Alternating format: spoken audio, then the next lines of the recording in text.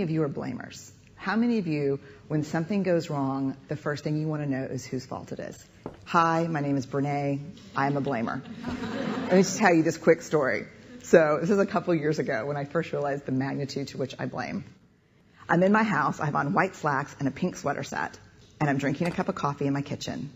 It's a full cup of coffee. I drop it on the tile floor. It goes into a million pieces, splashes up all over me.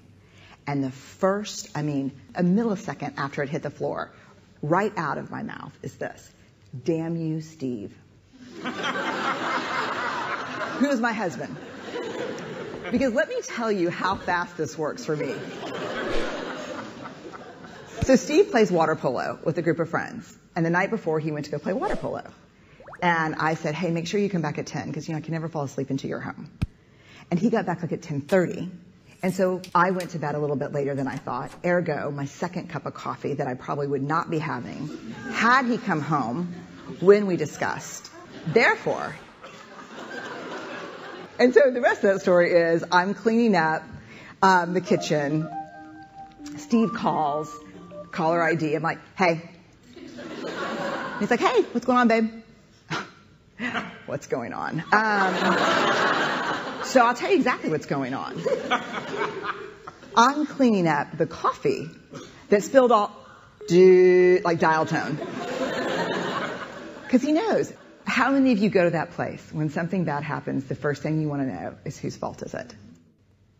I'd rather it be my fault than no one's fault. Because why? Why? Because it gives us some semblance of control. But here, if you enjoy blaming, this is where you should stick your fingers in your ear and do the na-na-na-na thing, because I'm getting ready to ruin it for you. Because here's what we know from the research.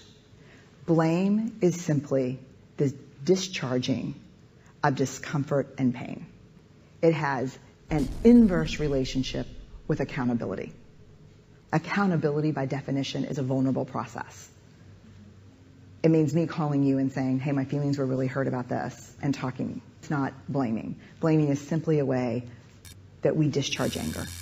People who blame a lot seldom have the tenacity and grit to actually hold people accountable, because we expend all of our energy raging for 15 seconds and figuring out whose fault something is. And blaming is very corrosive in relationships, and it's one of the reasons we miss our opportunities for empathy. Because when something happens and we're hearing a story, we're not really listening. We're in the place where I was, making the connections as quickly as we can about whose fault something was.